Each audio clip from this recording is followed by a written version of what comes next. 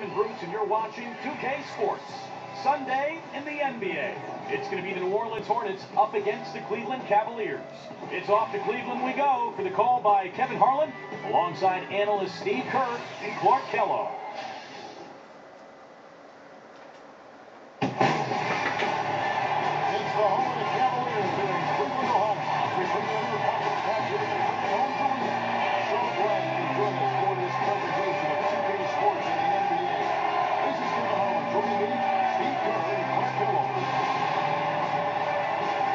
Now the opening lineup for the New Orleans Hornets, presented by State Farm.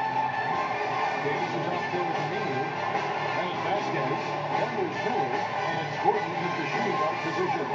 And for Cleveland, Tristan Thompson is out there with Anderson Varejao, and it's Alonzo G. And Kyrie Irving.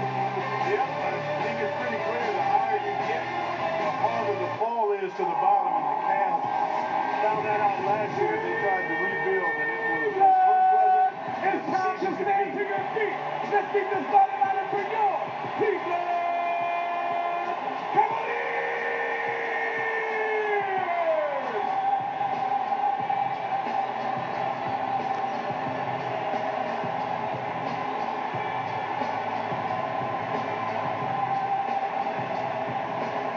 Cavaliers to start out.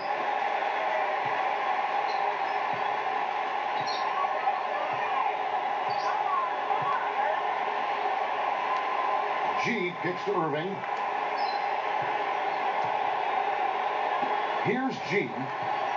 And the pass to Irving. Lock at 6. Number 3. Drops it in from 12 feet. Top to bottom. No pun intended. It was horrible for the Cavs. First time the team goes from the best record to the worst record in the years. That was a dubious distinction. Well, we all know why it happened. I mean, it's based on one man. LeBron James is so talented, such a great player. Once he was gone, basically the entire foundation fell apart for Cleveland. So we'll see what happens as they attempt to rebuild without their star. And we may have an injury here that does not look good. Boy, that did not look good, Clark. I'm not sure how soon we'll see him back. Yeah, I'm with you there, partner. I mean, that's the last thing anybody wants to see, that kind of injury. Jones checked in for Anderson Varejao.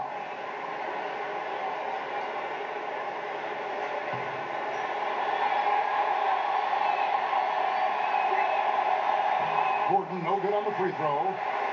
Well, it was a shame that Aaron Gordon missed almost 2 months last season with the wrist injury. But when he's playing, he's as strong and explosive as any two-guard in the league. Now, here's Irving.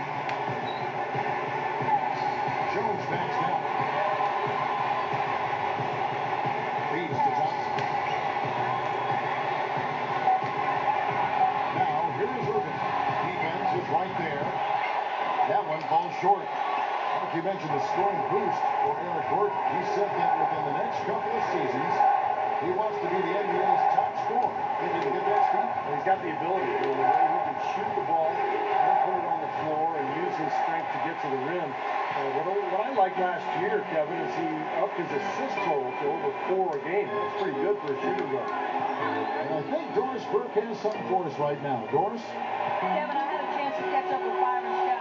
In terms of their defensive attitude coming into this one, he said, we've been protecting the rim very well at that end of the floor, and that's something I want to see continue today. Guys? Wonderful, Doris. Thanks for thinking about Clark and Steve, their defense, right off the bat here. Yeah, you're never going to go wrong putting the bulk of your effort into getting stops. I mean, that always pays off. Yeah, for sure. And I think if that's going to be the case, if they're going to bring that style and that type of energy, they're going to be ready to go deep into their bench tonight as well. A rim-rattling two-handed jam. That's one nice jam right there. I mean, make no mistake, just throw it down with both hands. Took care of business, simple and solid. Here's Vasquez. He's defended by Irving. Here is Vasquez. He dishes it to Gordon. Inside Gordon. Here's Davis. Over Jones. And he was fouled on the way up. 2 free throws now for him.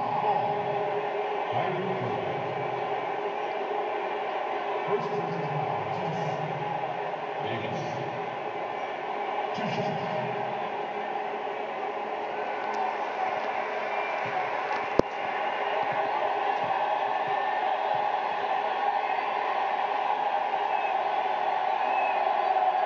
That one falls for Davis.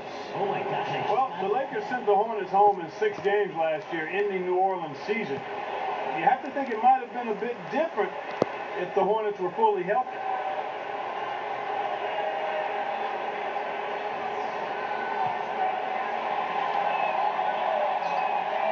That's also good. So he hits both free throws. Oh my gosh. And back to the Lakers and Hornets in that first round series. David West was the big name missing for New Orleans. Now, Carl Landry came in there and filled as much as he could. But West, I think Steve would have made it maybe a different series for him. It would have been really interesting because as it was, you know, they took the Lakers to 6 games. They won game 1 in L.A. Who knows, with David West there, they might have knocked off L.A. in that first round. Thompson backing down. No good. The Hornets go the other way with the ball. Gordon with it. Straight up. It's blocked. And they get it back. The offensive rebound. Aminu. And finally they hit one. Aminu's got his first basket. Well, I like the rugged work on the inside that led to that very easy putback. That's going after it there, guys. Davis is whistled for reaching in. That's his first foul. A different look for Cleveland. Anderson Bergeau's checked in for Jones. Samuels comes in for Thompson. And it's Gaspy in for Alonzo G. Here's Irving. Pick by Bergeau. Bergeau with a screen on Gordon. There's the pick. Just fine on the clock. That's good. Came off the screen and did what I call a right now move, right to the rim. The defense had no time to recover. Gordon on the wing. Puts up the baby hook. Again, missed by Gordon. Boy, he had a good look at that one. You hate to miss that shot. Irving. Foul call that time on the way up. That'll give him 2 chances at the free throw line here. You know, I think Kyrie Irving already has an NBA-ready game. I mean, you see it already. He can shoot at the NBA level. Nice jump shot. Pretty reliable and stronger than he looks. Free throw, good, Irving. Going back to Kyrie Irving, you mentioned his outside shot. Last year, Steve at Duke, 46% from beyond the arc. That's a great percentage for anybody, but particularly for a freshman. Having to come in his first year and to shoot that well. And, you know, what I like about him, too, is shooting is not even the best part of his game. He's a penetrator, a distributor, a facilitator. He's got a chance to be an excellent all-around player. Gordon up on top. Kicks it to Vasquez. Back to Gordon. Here's the screen. Now the dish to Vasquez. Outside Gordon. And a foul call in the shot. Got him on the way up that time, so he'll shoot 2 right here. Our Cleveland season actually started out pretty well last year after losing LeBron James. They were about 500 a month into the year, but then things just went south when they had that horrific losing streak. Both shots good from the strike. Steve, going back to that streak, 26 losses in a row spanning December to February. That had to just be a death march. Man, I'm telling you, and it wasn't like any of those losses. I mean, all those losses were nail-biters. I mean, the vast majority of those losses in that 26-game losing streak were NC, no contest. Yeah, exactly. Teams were just taking aim and beating them down. Bergeau, covered by Miller. Bergeau passes to Irving.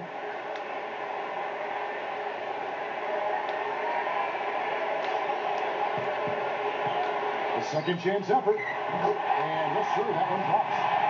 And that makes it a tie ball game. And here are the Hornets.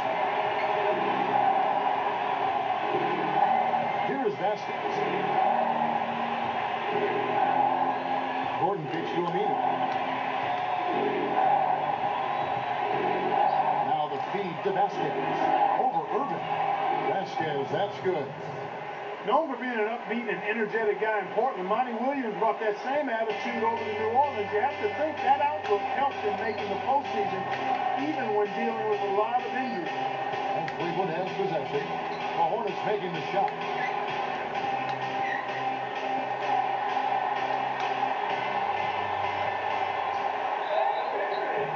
So the whistle blows on the shot and 2 free throws for the contact right there.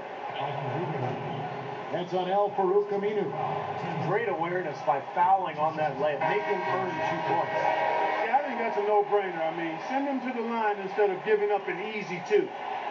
Great thought there, Clark, on Williams. After the Hornets missed the playoffs, Steve, in 2010, they needed his upbeat attitude. And you won't find a better character guy among head coaches in the NBA. He is a terrific individual. I agree, Kevin. He's a perfect fit for that Hornets team. He's a really good guy. He's a good, solid coach.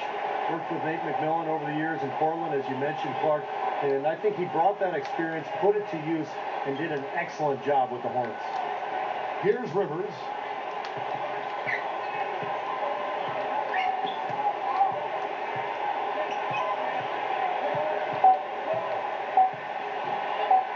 Up and in from the low block. Here's Irving. Just over 6 minutes left in the first quarter of the game. And Bergeron backs down. Here's Irving.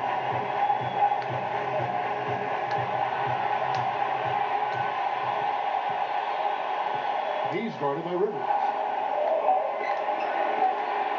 From 20 feet out, and he knocks down the jumper. 8 points for him. That first time out of the game called for New Orleans. You know, when you play in a tough division like the New Orleans Hornets do, one of the ways you survive that gauntlet is playing well against the East, and they did that. You're right again. 19 wins in 30 games against the East for the New Orleans Hornets. Steve, that really had to boost their standing, not only in that conference, but certainly their overall play. Yeah, I pride myself on being right more than wrong. Well, you are. You are. And Steve, so are you. Well, occasionally, Kevin, but no, I thought it helped New Orleans to really dominate the East. I think you have to take advantage of some of your weaker opponents, and that's exactly what they did last year. Remember, guys, there's some bad teams in the East. Here's Rivers following the score by Cleveland. Off the pick. Here's Davis. A strong effort on the rebound. Nets their second chance points. It's clear they had one thing on their mind when they came out of the gate today. Rebound. Yeah, they've opened up the game with a pretty good margin in that area. Great sign for this club. Gibson dishes to Bergeron. Back to Gibson. Over Rivers. And again, it's Cleveland. Nice piece of work there. Find a little space and pull the trigger. And it's the Hornets with the ball. Here's Aminu. Puts up a baby hook. Good off the back of the 10. And the Hornets lead by 2. And defensively, you've got to try to keep the ball on the perimeter. Yeah, he's not going to miss those, not often anyway. The defense has to muscle up and deny him that position to have a chance. Now here's Gibson. He fills it to Kessler. Shoots the 3. Shot is no good. Gordon with the defensive effort. Defended by Gibson. Now here's Aminu. Now Gordon. And so he draws the foul on the shot. A trip to the line to shoot 2. Well, you look at Eric Gordon, he's only 6'3", so he appears undersized, but he plays bigger than that because he's so strong. He's got those powerful legs and gets anywhere he wants on the handle. And Eric Gordon, as you said, Steve, really that power plug physique. He's not getting pushed around. What he was talking about. No, he's very compactly built, and his mindset is one of aggression because he knows he can deliver a blow just as well as he can take it. That one falls, so he hits both of them. And I think the big question going forward for Cleveland was, what's next? How do you move on from LeBron James leaving? And the answer for the Cavaliers, they're trying to build up their young talent base. They acquired a pick from the Clippers, so they had 2 lottery picks last summer, and they're trying to get better and build with their youth. He is not the guy you want to leave open behind the arc, guys. I mean, come on, you got to understand who you're defending. Here's the screen.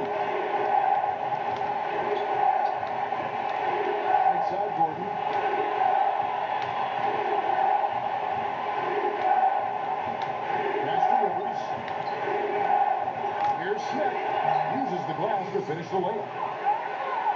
Smith's got his first points of the game. Yeah, that just wasn't the way to tip off the post-LeBron era, Steve. You're right with the kind of year they had. But you know what? Where they got their draft picks in the lottery, you can see they're really working the future. Well, they knew it was going to be extremely tough. I mean, you don't lose a transcendent player like LeBron James and expect things to be at the same level. I mean, but it was absolutely brutal. And it did